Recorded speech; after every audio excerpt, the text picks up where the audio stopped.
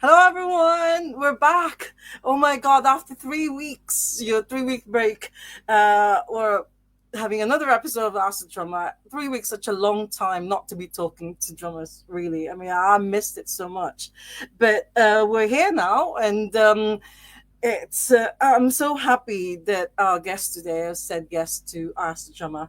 Um, it's gone 3 minutes past 8 here in the UK, and in Manila it's actually 3 o'clock in the morning. And I know that it's a bit, so for some of you who want to watch Ask the Drummer live, it's a bit difficult because it's 3 o'clock in the morning. But hopefully, I will upload this after sometime this evening before I go to bed, so you'll get to see it on YouTube tomorrow or whenever it's convenient for you. But anyways, in New York, it's after 3 in the afternoon, and that's where our guest today is coming to us live from, and he's here now.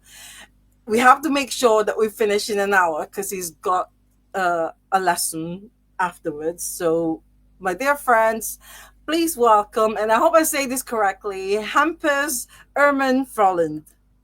That's great. Thank Hey! you. Thanks for having How are me. you, Hampus? I'm good. How are you? I'm fine, thanks. And you're in a studio in New York Yes, in right now? the Gowanus area in Brooklyn. Yeah, yeah. Yes. And you're gonna be, because you're a teacher, you're a drum instructor, right? Yes, And you've exactly. got, yeah, you've got a lesson after this one, so we got to make Yeah. sure we got to move on. So, There's no but rush. before we actually start, I just want to say a massive shout out to Phil Sutton, Yes, I know because Phil.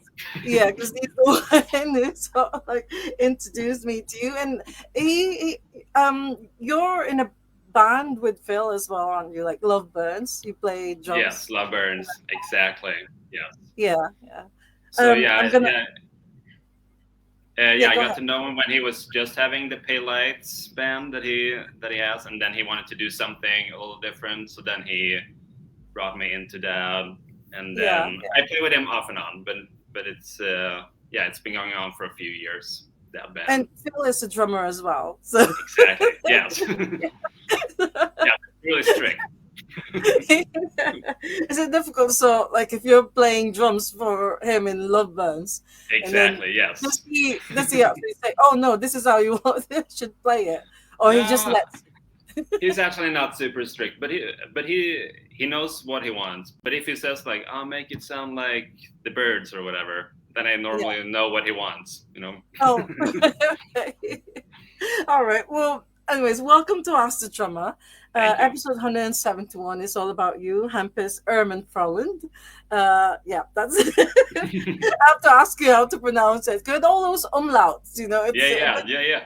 they you pronounce it differently from just the regular O. So Exactly. No, it yeah, sounds great. yeah. So you're Swedish, Yeah. but you're based Yes. in New York now.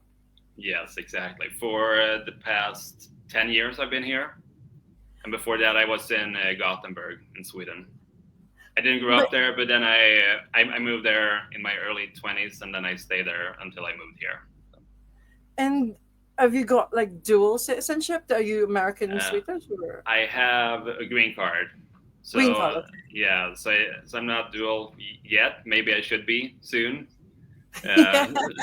Uh, you never know these days, Yeah. I guess. But right now, it's just a green card. So. So, what's it like growing up in Sweden? Not in Gothenburg. You moved to Uh, Gothenburg growing up, right? exactly. I grew up in a small town, or in a small village actually, outside of a small town of like, I think it's like 300 to 500 people living there. Hey, wow. So, and now I have a 10-year-old growing up in Brooklyn, which is very different. But, but so it was, but it's a great school, and like we had mixed grades. So we had from first to third grade in 3 classes. So you were mixed. So when you were in first grade, you had some peers that could take care of you and stuff like that in your classroom. and then that happened in 4th to 6th grade as well, and we were maybe 15 people in each class, so it was very small school, and so it was Is great that actually. is that the normal education system, that 3 grades in one class? I have heard of it in other places, but it's not that common, I think. But it's for me it was great, and especially when you're the younger one, then you sort of get taken care of. But also you feel like you want to pay it back when you're older too, so that it's you knew how well you were taken care of, and then you want to pay it back to the younger ones. So it was Yeah. actually a great system. Oh, I've not heard of that before, actually. Yeah. I mean, in the Philippines, like it, especially where I was, um, first grade or grade one in the Philippines, there's so many students, so many pupils. It's like one class will have like 50 kids in one class. Oh wow. So, Yes. yeah, That's and there'll be different. like Yeah. 10 different sections, so that's almost like 500 grade one kids in the school, in the primary school. But anyways, um you can still hear me, right? Wow. Can you still hear me? Hello? You're coming back and forth. You're going in and out, right? Yeah, you're going in and out, right? Okay, but you can hear me. Can you hear me now?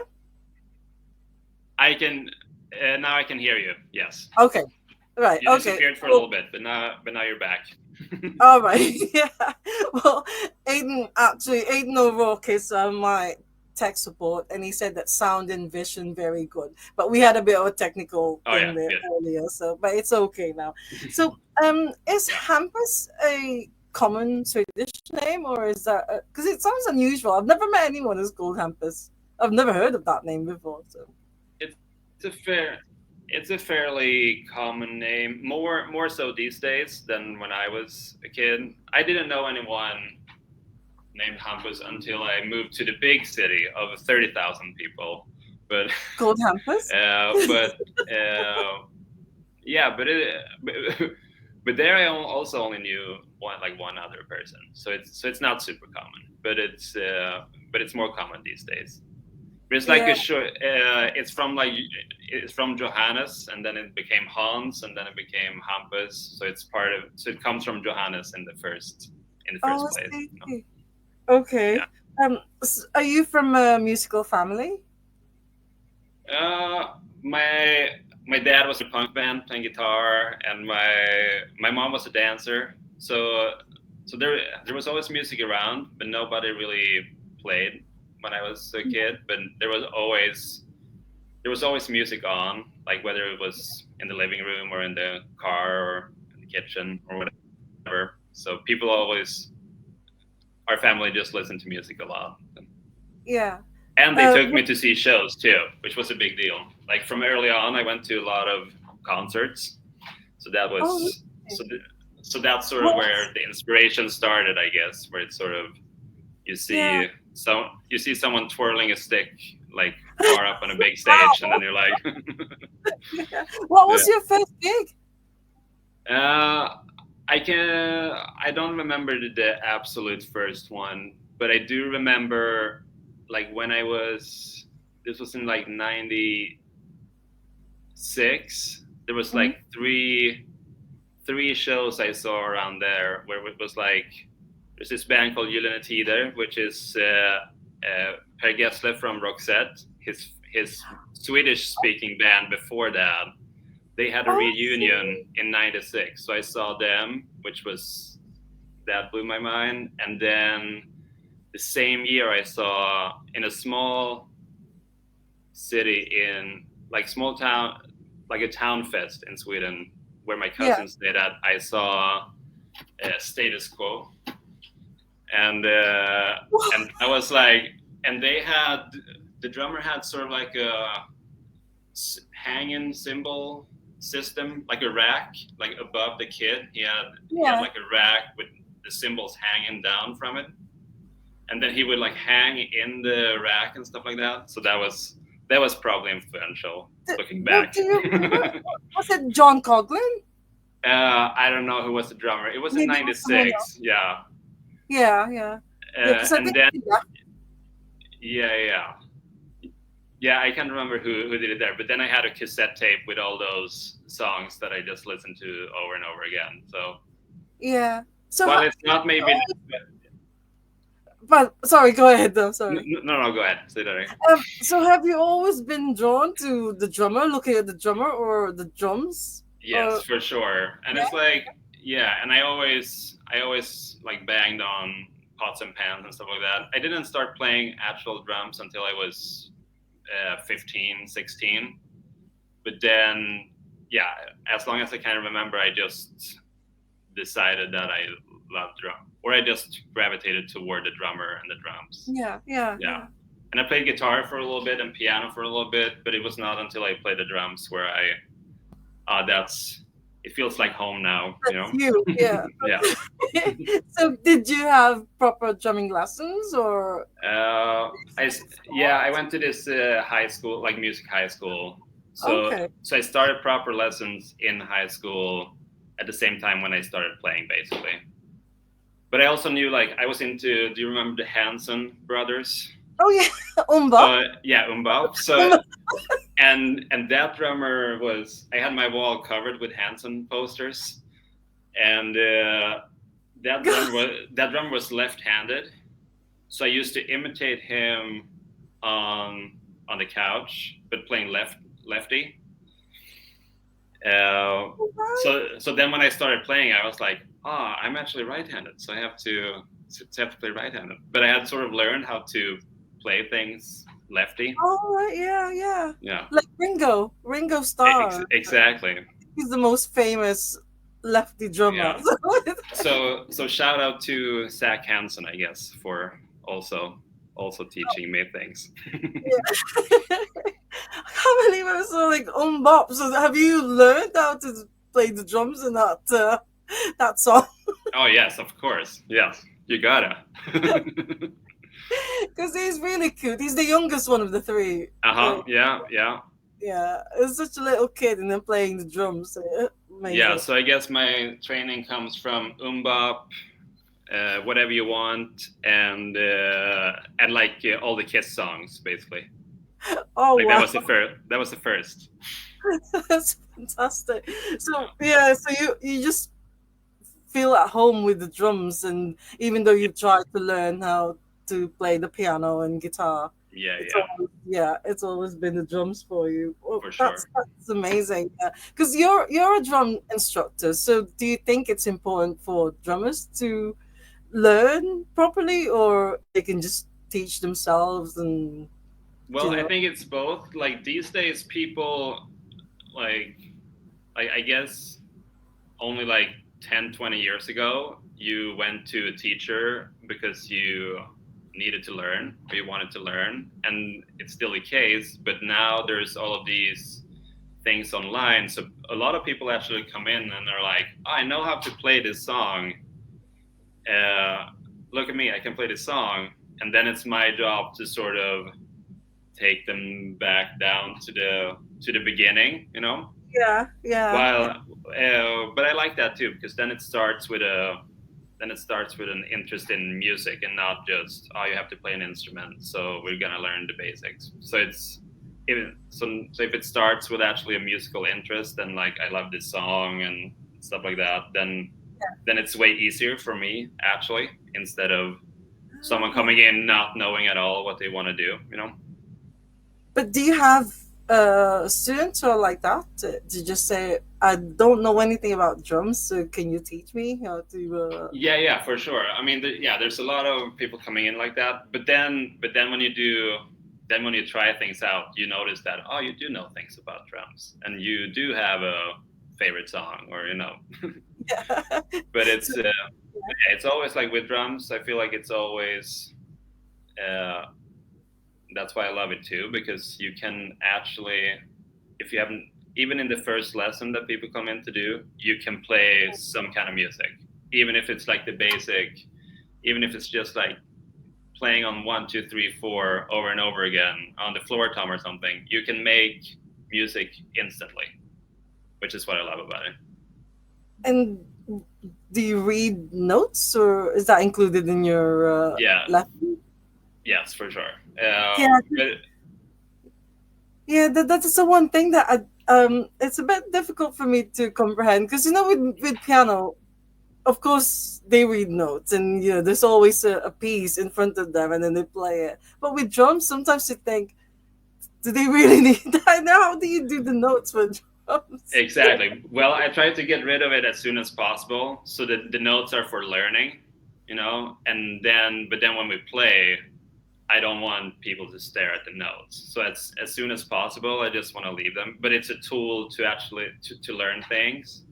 And Yeah. some people you notice are very visual, and so it's like I see it on a paper, and then you get it. And especially with beats and stuff, where you have to coordinate different maybe you add a snare in between two hi-hats or something like that, and if you just hear it, it can feel overwhelming. But then if you see, oh, it lands in between, now I know. Oh, okay. So Yeah, yeah. So it I is feel like it's important. helpful. Yeah. Yeah, yeah. Um. So, what was your first band after you taught yourself, or you learned how to play the drums? So, did you look for a band, or were you already formed a band yourself? Did you form a band? We formed some bands in school where we did. I went to music high school, so we had concerts pretty often, and so then we formed so I had some very short term bands, and some that lasted longer at that time. But it was not until, I would say, Gothenburg, where I moved when I was 20 or 21, where I'm like, oh, now this is a band. Like the other ones felt like, oh, we're a band, but we're in school, and we're playing the school concerts and stuff like that, Yeah, yeah, which was fun. But it felt like then we always had help to put up shows and things like that. But then in Gothenburg, it was more, we have proper. I'm in a band, but what do we do? Like, how do we do this? How do we navigate? How do we get shows? How do you Yeah. write a song? How do you, you know, all of those things. So, when you were in the school band, you were doing covers, Yes, mostly mainly covers covers. then. Yeah, yeah. And I played a lot of bass then too, because I had a friend who was a great drummer, so I played a lot Oh, of bass, and we did like Red Hot Chili Peppers and things like that. yeah, yeah. uh, Not Hanson. Not Hanson at that point. No, nobody wanted to. So, are there lots of live music venues in Gothenburg? Yeah. These days I don't really know, but there was actually a lot of sort of not large venues, but there was like where it Like maybe grassroots. maybe 150 people. So there was a few Yeah, of those where you could fairly easily get a gig. So that was great. And then there was some venues that did this sort of pay to play thing that I was oh, stuck in for a little bit, but then decided that's not how it should work. That you buy tickets from the promoter, and then you have to sell them in order to not lose money and stuff like that. oh, yeah. I think they do that in the Philippines as well. Yeah, That the bands themselves had to sell the tickets. exactly. So So the risk it is on the band and not on the promoter or the venue, which yeah, is easy to fall into when you're starting out and want to play. yeah, But then it's in the long run, it's not. You can't pay like $100 to play a show. Oh. That doesn't make sense to me anyway. To play in Yeah, front of your friends. well, I only found out about that from my friends in the Philippines because I'm not sure if that's what's going on in the UK because I think Yeah, it's the promoters who have to promote the show and sell tickets. yeah. I don't think the bands have to. But I think I remember seeing a documentary one time that the support bands have to pay.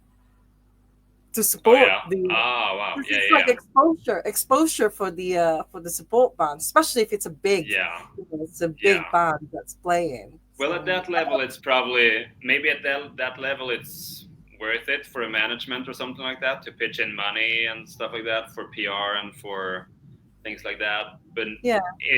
but when you're 20 and paid to play for your 10 closest friends, that's it. Then you can do it in someone's living room instead. So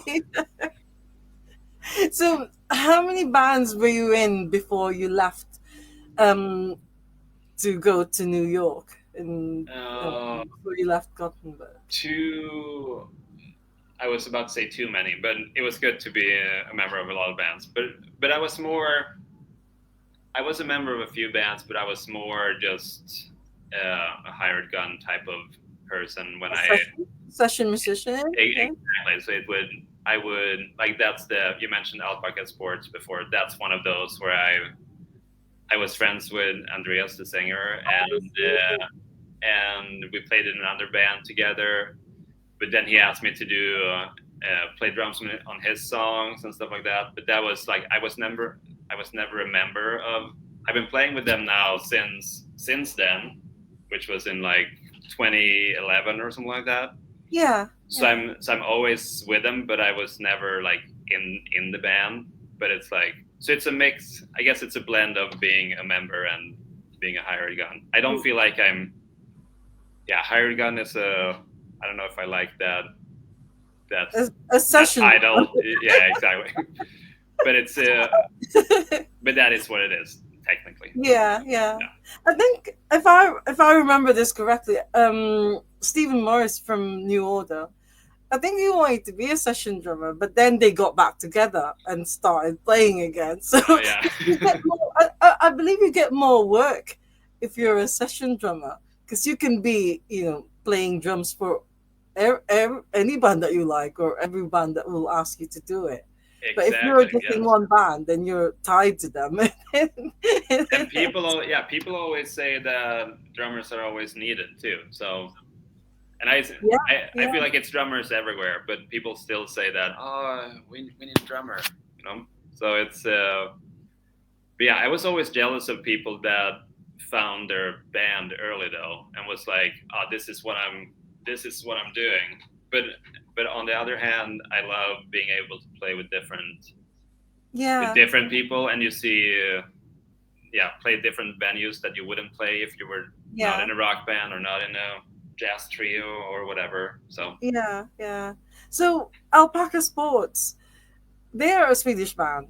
Yes. But I remember seeing because I think there are some Filipinos, or they do have a fan base in Manila. Because I have seen it posted on Facebook before, and when I googled your name, when I searched for your name on Discogs, and then I found out that you're the drummer or you're part of Alpaca Sports, it reminded me. I was like, oh my god! So there are some Filipinos who are into this. Because it's indie pop, isn't it? It's an indie pop music. Yeah, exactly. Yes. Yeah. And I think that album, the drawing of the three of you, that was you, right?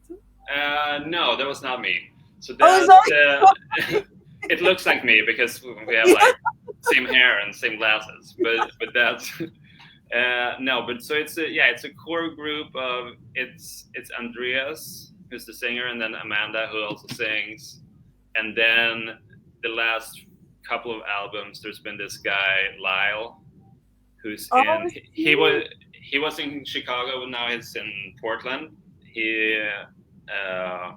So he has been writing a lot of the songs with Andreas. I think the cover you're talking about is Andreas, Amanda, and Lyle. Okay, but it looked just like you because I thought, I'm sure this is him. That's why I also copied it. I haven't gotten the honor of being illustrated yet. Oh no! But are you still in touch with him? Because I saw it on Facebook that from the Alpaca Sports Facebook page that you're their favorite drummer. Oh yes. I mean, I'm basically their only drummer, but So it's not hard to be the favorite then. So are you still in touch with them? Yeah, we went. Me and Andreas went to see a soccer game in Gothenburg in, I think it was in August maybe. So we went to see his favorite Gothenburg soccer team when I was there last time. So that was the last time I saw him. Right. Okay. Yeah. He was yelling at the referee or something. When was the last time you played with them? But you, whenever they tour, whenever they play live, Yeah. you go and you go with them and you play drums for them. I haven't played with them live in a long time. Now they play with I think they play with local musicians or they just play with a track. But, okay. But then I'm in the track, so I guess I play with them. Yeah. That way, but I recorded. They just released an album, and I recorded the drums for those maybe 2 years ago. Okay. So that was the last time I did something. Yeah. With them. Yeah. And is it the same with before I ask you about Love Burns, because you know it's Phil Sutton doing that? Is it the same thing for the Starry Skies? Because Warren McIntyre of the Starry Skies, he's still playing in Glasgow mainly. Yeah. And I think he's played in Manchester as well at one point. So how did you get involved with Warren McIntyre and the Starry Skies? That was, I think this is how it was. I'm good friends and record a lot at his studio. This guy Gary Olson from the Ladybug Transistor, and so he has a studio in Brooklyn where I go a lot. And then I think someone he knew asked, because Warren was coming over to play a couple of shows here. Okay. And then someone that knew Warren asked Gary if he knew a drummer, and I think it was bass player maybe. So then me and my friend Kyle Forrester, who's also in the Ladybug Transistor, did that show with Warren. So we did like 2 shows, I think. Right. And then I just recorded a few songs for him a couple of years later, and I saw him in Glasgow on that UK tour I talked about before. Yeah. We were going on there. So I played. Then I saw him in Glasgow. So I've seen him. I've only met him twice, but we're in touch here and there. So yeah, because I've actually got that album. What's that? Oh, you got it. So when are you coming to the UK next? I'll make sure that I'll be there. I'll ask you to sign it. Exactly. Yeah. Is that the black one with the sun, right? Yeah, that's right. Yeah. No, it's a nice one. It sounds really great. He's actually playing with James Kirk now. Okay. Yeah. Orange Juice, you know. So, yeah. Yeah, so he's still active and he still plays. So I think he's recording something. Maybe I wasn't supposed to say that, but I think he is. I'm sure I think they were planning on releasing an album like James Kirk and Warren. Yeah. And I think Jerry Love from Do you know Warren, or are you? Yeah. Okay. Because I've seen him a few times, and I've asked for his photograph a few times and his signature. Nice. So, yeah. So, what about Love Burns? Because they're playing at Glasgow's Pop this year, next month, and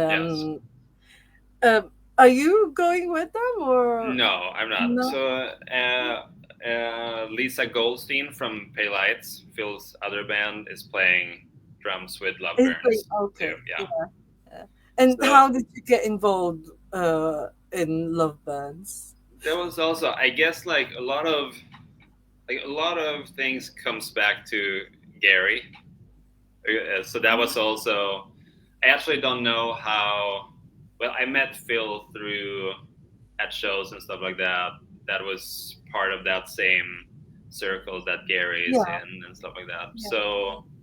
So I think I don't know what came first. I didn't get to know him that well before we recorded together, but we definitely had met and talked. And so, but then when he wanted to do another band, another project, then he asked me and Kyle Forrester, who I talked about, who played with Warren too.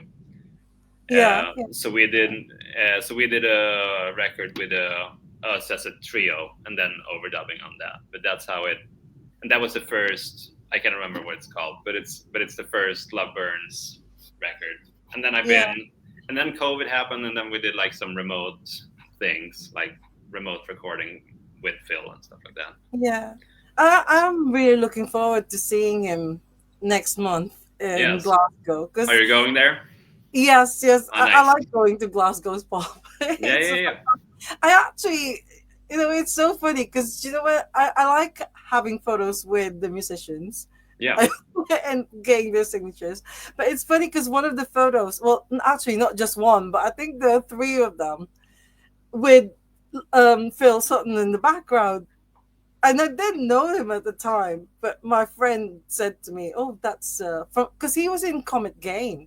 Oh yeah. It was a joke, Comet Gain, and I said, "Oh, that's Phil Sutton," and it's like, "Oh, I didn't know that." Yeah. Because if ever you're going back to the UK and maybe get into Glasgow's Pop Festival, because that's just sometimes I feel like it's more the musicians. Yeah. There's so many of them, and it's got a really relaxed feel to it as well. Yeah.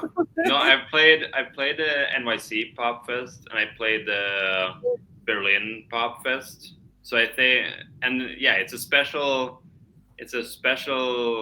crowd. It's like it's a lot of, like, those bands have a good fan base. Like people come out to shows and they buy merch, and it's great.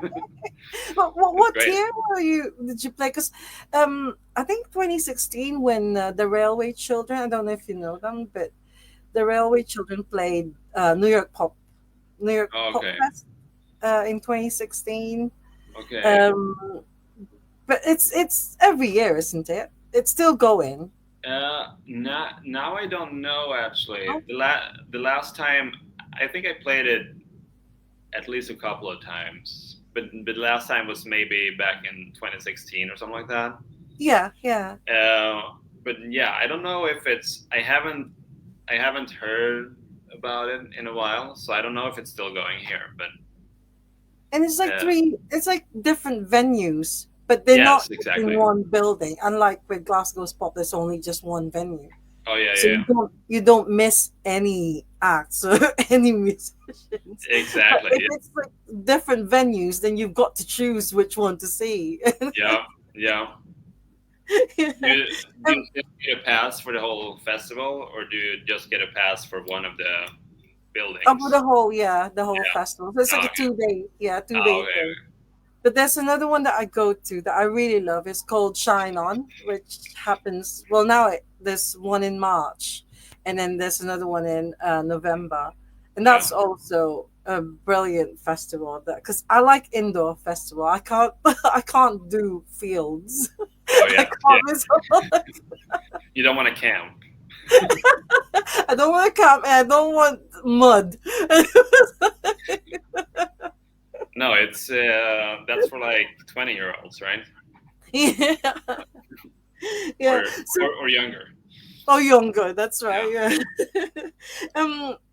There's another band that I've seen on your Discogs page, your Discogs entry, and I think this is more your band, Apu. Oh yes. So is that does it mean anything, or? It has a. Yes, it means something, but it's it's me and the sax player Adrian started this band must have been 15 years ago, and his name is Adrian, so that's the A, and then my name is Hampus, so that's the H, and then exactly, and then the P. I don't know if you remember, but there was something called planking that people did on like social media for a while. Oh, Yeah, the one So you that- like. yeah. So that's the P, and then there was another one of those that was owling. You sat on like a bench or something, and you looked like an owl. And then, but that's called uggling in Swedish. So then that's the U, and then we just added an exclamation mark to it. So it's really just the two of you. Well, now we have another person playing bass as well. But so, and his name is Mats. So maybe it should be Mapu or something like that. But it's, but it's, yeah, that's the boring story to that name. But that was like 2011, 2012. That planking. Oh yes, yeah, that's when we started. So we were on a tour together with another band, and then we just started playing like free improvised music together, and that's how it started. And then we were like, oh, we should have a band, and then we invited my friend from school to join us, and then we've done some things, but not in the last. We had a gig last year that was the first in 7 years or something like that. But we did a lot of things. Yeah. 10-ish years ago. And you have released records, and so it's not just, a band and then you disappeared. You've actually released material. Yeah, we have 3 records out. Yes. And that's in English, or is it? It's instrumental. So it's drums, saxophone, and double bass. So it's like some of it is composed, and some of it is just free improvised noise and textures and and things like that. So, but that's so yeah. I guess you could call it jazz, but it's like freer jazz, It's more like the one that I could remember is. Spaceheads with Andy Diagram, and I don't know if you've known, but he's a trumpet player. Oh yeah. And it's a drum, so it's just him and the drummer. Nice. And they create this fantastic music. Yeah. It's just like don't need more than that. And you're not gonna be asking for a singer later on. I don't think so. No. I think we had an idea to add a singer at one gig at some point, but I don't think that happened. Okay. I should remember if that happened, but I don't think it happened. But you mentioned that you played last year after 7 years of not being. Oh yeah. Yeah, we played a gig in Gothenburg, or maybe it was 2 years ago now. I think it might have been 2 years ago. Yeah. How often do you go back? Do you go back for gigs or to see family? To see family mostly, like twice a year. It's usually what I do. But then it was a break during COVID and stuff like that, so I didn't go back for 3 years almost. And I realized that I forgot to renew my green card, so I had to stay here for a bit. So I couldn't go. So it was a little longer than just COVID. So now it's all good. But yeah. You went back to Sweden not long ago because was that your nephew? It was exactly. Yeah. In April. Yeah. In April, because we were supposed to do House the Drummer a few months ago. But so how was that? How was great. Yeah, it was great. This was in the small village where I grew up. The baptism was because my sister is still close to there. So so me and my son played in a church. So I guess it was a gig too. We played one song at the baptism, and he sang it, and so that was fun. And then we stayed for a week almost. Yeah. But so your son is a singer? He sings? He sings a little bit. He plays piano, but he sings as well. So have you taught him how to play the drums, or? If he's asking, I will show him. But I'm just my friend is teaching him piano. I don't want to. Oh. I don't want to be the teacher. Yeah, No, I think it's the same with learning how to drive. You don't want your either your dad or your mom to teach you how to do exactly. it. You got to have Yeah, someone else not yeah, related to you. yeah. No, Um, I had. I was teaching him in kindergarten. That was in 2020. So then he was remote for a year. So then I was basically his teacher for a year, which oh, sometimes worked really well and sometimes didn't work at all, almost. so what's your? Are you in a band right now? Like not as a session player, but Well, active band. I have my own band that's called Huvudbry, and that's sort of like I bring different people in for gigs and recordings, but that's sort of like that came out of just wanting to do Right? something and like no pressure, just like having fun. And Yeah, yeah. so I've been doing there's like 13 releases or something like that. So I'm just like very it's still things I like, but I'm also just letting things go early and then going to the next one, not overthinking it and just making it because it's fun and then Yeah. yeah. But you're the main person in this band, so you're it's your band, and then you just bring lots of musicians Exactly. to do It's it. usually there's like a core group of people that I bring in, but it's I'm the one in charge or whatever you want to call it. Yeah, yeah. It's like it's my band. Exactly. Don't I'll step keep. on my toes. But do you do gigs with this band? Yeah, it's been we did quite a bit. Like we started in 2019 or 2018, and then we did quite a lot of gigs, and Yeah, then we've done like once a year the past 3 years, maybe something like that. yeah, yeah. And then yeah, not overdoing it, but it's Oh, always fun when we do it. and you were in the UK. Was it last year you said, I think it or was I think it was actually 2 years ago?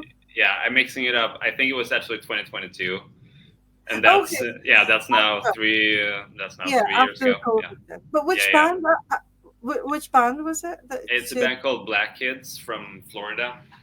oh, So we did. They had an album out in 2008, I think, that did really well in the UK. So this was sort of this was a tour. You know, the tour that people do. We're playing our first album yeah, in its entirety. This entirety. was That's right. this And was then one of those. Yeah, yeah, and then you add the hits. exactly. Yeah, so is it like an indie pop as well? Is that your Yeah, I would say genre of so. music? I would say so. There's some. I mean, I like. Yeah, for some reason, I ended up playing a lot of that music. That was not. I like that kind of music. It was never my main thing that I listened to, but I've played a lot of that kind of music where it's the very British influenced, Yeah, yeah, and yeah. there's a lot of Bernard Butler made their first. Oh yes. He produced that record, so so there's definitely like, and then at that tour we saw the Suede reunion in Bristol, I think. Right, right. So that's sort of in the vein where this band is working as well. So So are you very much into the British music scene, or because or maybe it's just the indie scene, the indie music scene? Because in the Philippines we're mainly so like we call a lot of the especially the 80s one like new wave. hmm But I think even Alpaca Sports were under new wave at the oh time. yeah.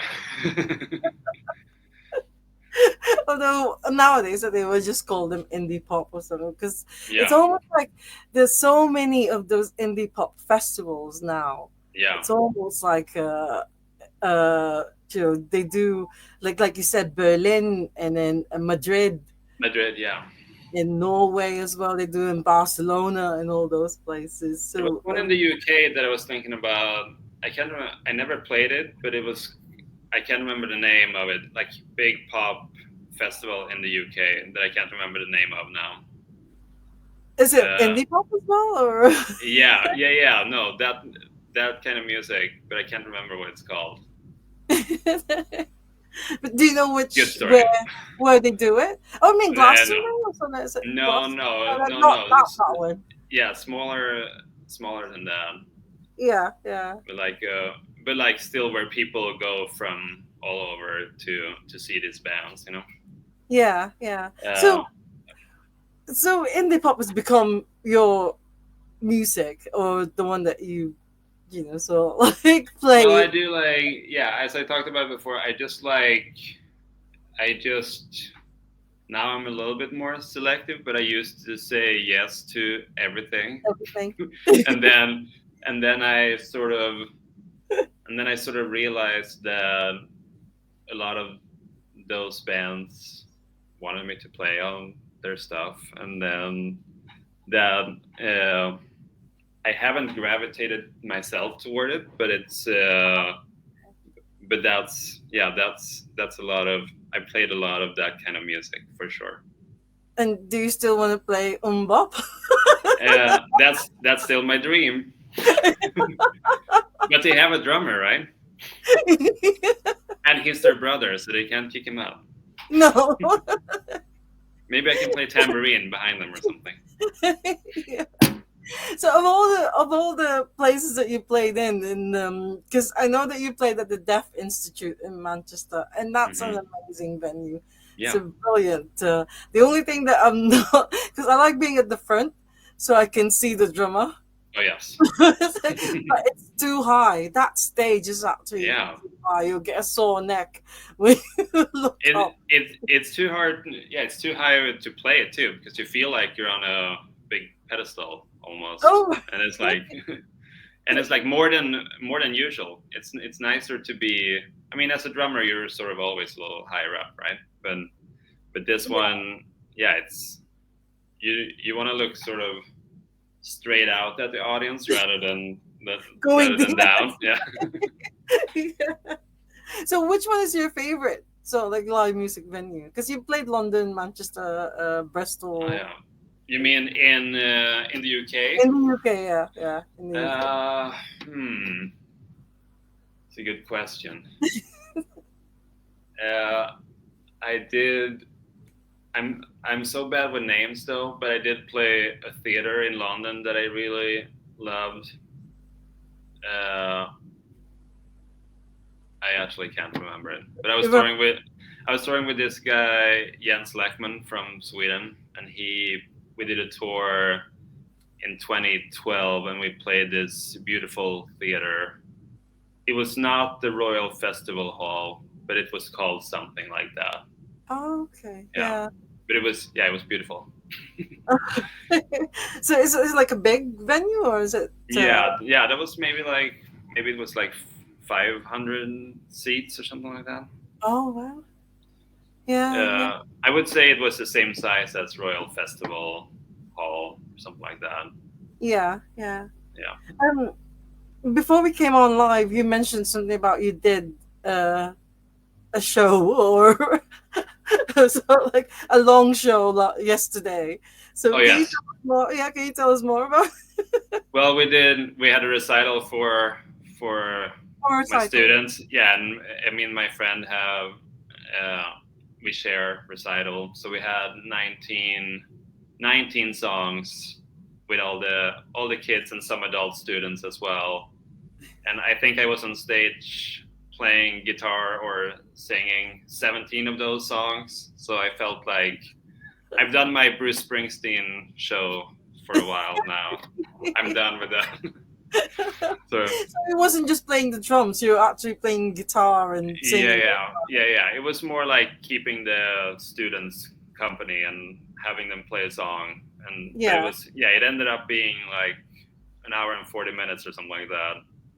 So that was it was a long show, but it was great. They were all doing really well. Yeah. Do they Yeah. know that you're actually, like a famous musician? I mean, I wouldn't call myself famous, but but they I actually don't talk about it unless they ask me what I do outside of teaching. If and then sometimes I have to cancel things if I'm going somewhere, and then I'll Yeah. say I'm going to the UK or whatever. But I'm not. Yeah, I feel like it would be an easy thing to say to be like, oh, I've played this venue. That's cool, right? And then it's sort of like it sort of works in the same way. I also rarely show them things at the drum kit. I more talk to them and play another instrument maybe. But I find there to be something when you show something that this is how it could be, this is how it could sound, then it can be for the students like, but I can't do that, I'm not there. And sometimes I have to sit down and show because sometimes they want to hear what it should sound like. But as much as possible, I'm trying to not Get your show them what I can do or tell them what I do and how. So you just let them sort of like find their own Exactly. style? Yes. And the same, I'm also teaching from some books that are like also they're not telling you what to do necessarily. So it's not, because it's easy to also fall into, you're coming here to play drums, so you're gonna play rock or pop. But it's like maybe they come in to play salsa or something like that, and then you have to and then you don't want to push rock on them too. Most people want to play pop and rock when they come to take drum lessons, but it's also, I don't want to assume that, if you know what I mean. Yeah. Because your Discogs entry is quite impressive. I mean, all these albums that you play drums in, so like or on. So I mean, surely your pupils or your students will probably say, "Oh my God, my teacher, my drum teacher is actually this." Maybe that should be the first thing I send them when they reach out. I'm just like, here's my Discogs. Learn it all before you come in. But do you get recognized? No, not at all. No. What about in Gothenburg? Do you get recognized? I mean, just by people I know. Okay. I mean, sometimes people come up and are like, I mean, it's still, sometimes I play with bands that like Black Kids is an example of that. We just went to Mexico where they also had a huge following. And but then I was not on that record that they made, so then, but I was still there and people wanted photos and autographs and stuff like that. And I always felt, I mean, in a way, that's what everybody dreams of, right? When you're starting out and you're just like, I want to do that. But then that's just like, I mean, it's not a problem, but it's not like, it's not why I play music, But are you okay with fans going up to you and then asking for photographs and yeah, but it's more like when you're playing a show, that's what you're there to play the show, and then maybe you go to the merch booth or something like that, and that's when those things happen. But it never happens to me outside of that, never outside the context of playing music. So. Yeah. Because sometimes I think with the drummers, because they have, especially after the gig, they have to pack up. They have get things. So the last thing they want is a fan asking them for a photograph. I mean that's my go-to social escape, that I have to pack down the hardware. You know, I'm busy. I'm busy right now. I mean, yeah, don't talk to me. I've got to leave you. We've got only a short time to get everything ready, and then the venue is gonna chuck us out. So. Exactly. I actually saw. Do you know the drummer Brian Blade? He's a jazz drummer. He played with Wayne Shorter and Okay. lots of other people. But I saw Yeah. him. I saw him at a club here in New York, and they were doing two sets. I went to the first one, and then they were gonna kick people out and bring the next For, batch of for the people new, in. yeah. Yeah. So we didn't have a lot of time, but people want to talk to him, but he was just like sitting. He was sitting tuning his snare, you know, like. But you could see that it was sort of. He probably wanted to retune his snare for the second Set, set, yeah. but Second. also it took a little bit too long for it to be like, you know, like he was He just doesn't want to. he was definitely using it as an excuse not to leave the stage or whatever, which I understand. That's Yeah. You can relate to that one. When you see a fan coming to you, it's like, oh, I better just do something. But on the other hand, it's fun to talk to people. So it's both. But it depends on the night, I guess. Yeah. Well, do you have any plans of playing in the UK? No, No. not right now. But Yeah. I hope to. I always love it. I love a tea room, so I love it. So I hope we're going there soon again. Yeah.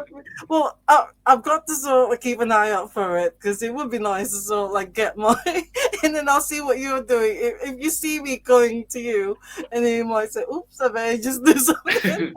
Exactly. But I know you now. So.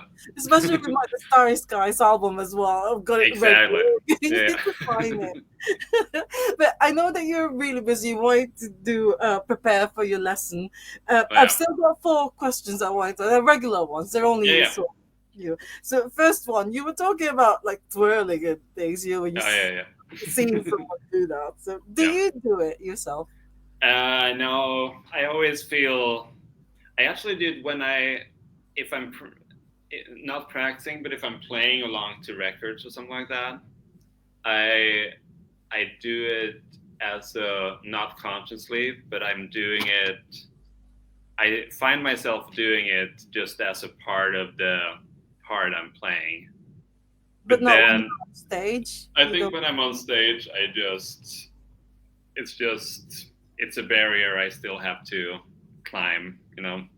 Okay. It doesn't happen naturally. Maybe if it happens naturally, I'm not against it, but I'm not gonna stand up and. Do you point? You know, like, No, and I've thrown the sticks a couple of times, but I'm always scared of hitting one in the face. So,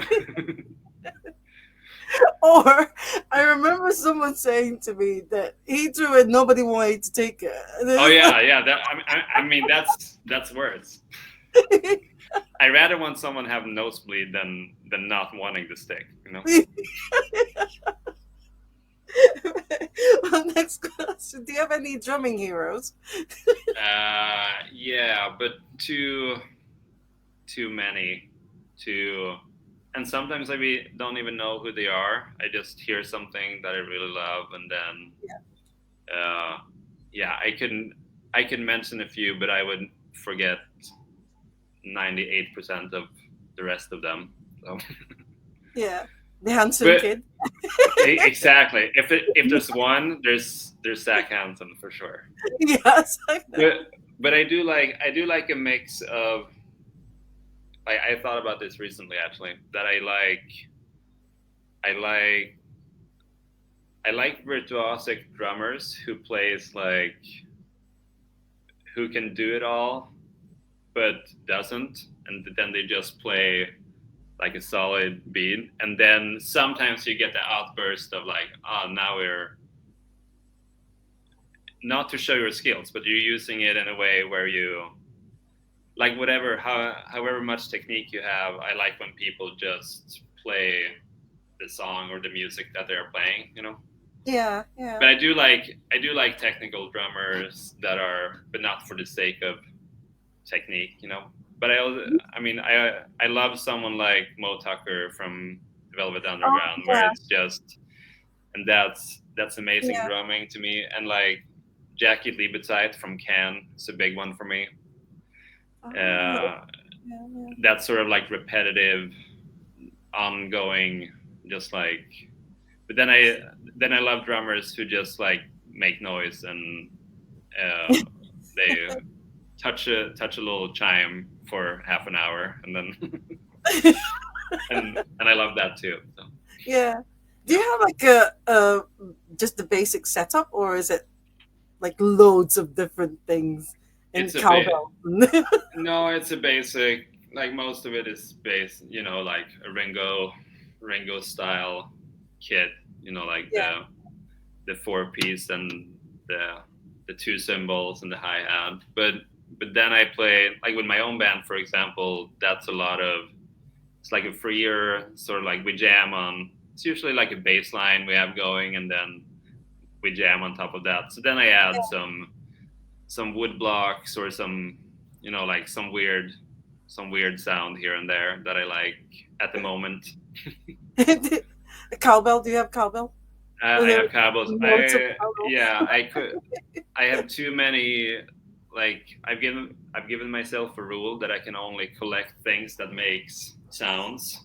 But I have boxes at home with like bells and like whenever I see something that makes. I have cat toys in boxes and like stuff like that just Oh, just make a sound I like, or chimes, or just like different yeah. shakers or different bowls that I think sound good, and Well, I've seen one with and I don't know if you remember Zeke Manika, who's like the drummer of Orange Juice. He's got this frog, which I got in Thailand when I went to Thailand last year. There's this frog, and it's got this wooden thing that if you go yeah. it will make a sound. It's fantastic. Yeah. I mean, those are the things I'm talking about. If I see something like that, I'm getting it immediately, and then. Yeah. So do you still go to a lot of gigs, or only your gig? You don't. I try to go to. It goes in waves, and Yeah. sometimes I don't go to a lot of gigs. Now the past few months I've been to a bunch actually. And do you look at the drummer and do you sort of try? Yeah, it's hard not to. It's like I like listening to classical music, for example, because then you don't hear any drums, and that's kind of nice sometimes because you can't analyze it. I But think then, that's why I'm not really into classical music. oh yeah, because the drums happen every half hour or something like that. Yeah. What about disasters? I mean, you've been playing drums for a long time now. So have you ever Yeah. had like drumming accidents or disasters? Yeah, I don't know. I have a dream, like a reoccurring dream, when I drum and then my rack tom falls down, and then I go out in the middle of the song. I go out and I put it up, and then I go back, and then it happens again and again. So that happened. It hasn't happened. It hasn't actually, happened. But that's a reoccurring dream that I have, or nightmare. Then I had nothing. It's more like maybe touring things where you drive for 14 hours without food, and then you gotta play, and if that's a disaster, but well, I had one. I played barefoot once in Vancouver, I think it was, and after the main set, I walked off stage and I stepped in glass. So then when I came back for the encore, my pedals were like bloody from so So that was not a great idea. So Barefoot, but why why did you play? uh, yeah, it's a good question. But, but I feel like yeah, it was just wanted to try it. I think. Oh, okay. Because my next question is actually advice to aspiring drummers, and I specifically remember this because Stephen Morris said that his advice is to get yourself comfortable shoes. Oh yeah, I mean that's what I should have followed, right?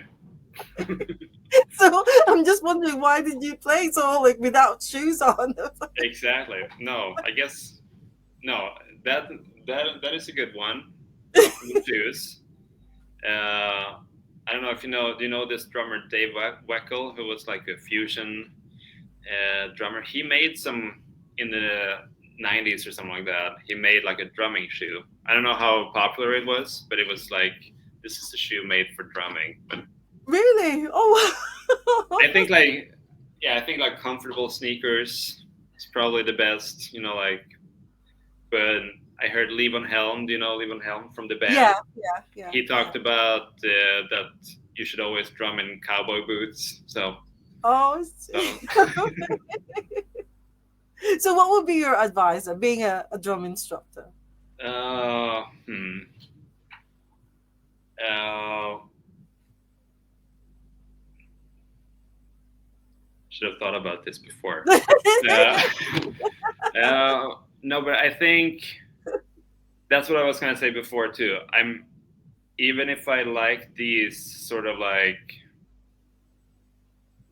I like to listen to weird and complicated music sometimes, but I also when it comes down to it, it's always like bop and songs that I loved from the beginning, and that it should always be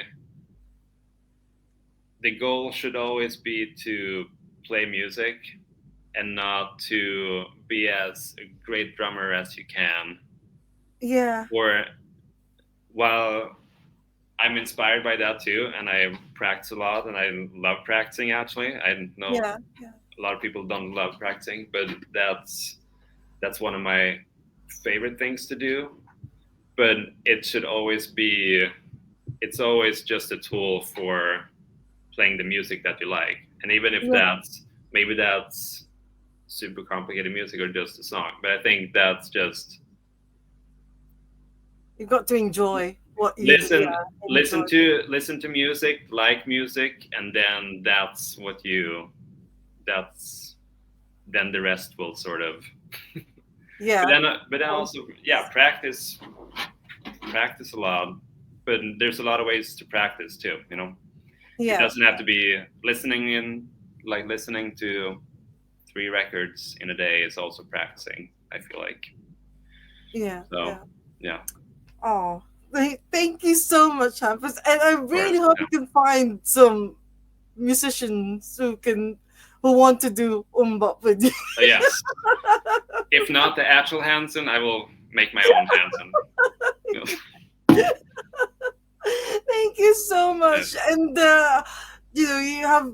I hope you have enough time to prepare for your lesson. yes, for And sure. yeah, and Yeah, hopefully, if you come to Manchester, or not just Manchester, in the UK, well, do let me know, and I'll make sure that I go and see you in I your will band. for sure. Yes. Thank you so Thank much for you. having me. Yeah, No, thank you so much for saying yes to us, Jam. I really of enjoyed course. it, and I actually look forward to sort of like meeting you in the real world now. In the real Oh yes, All right. and I Well, will talk to you. I promise. thank you, Alice, and I'll see you Yes, hopefully soon. All right. yes. Thank you so Bye. Bye. much. Thank you. Bye.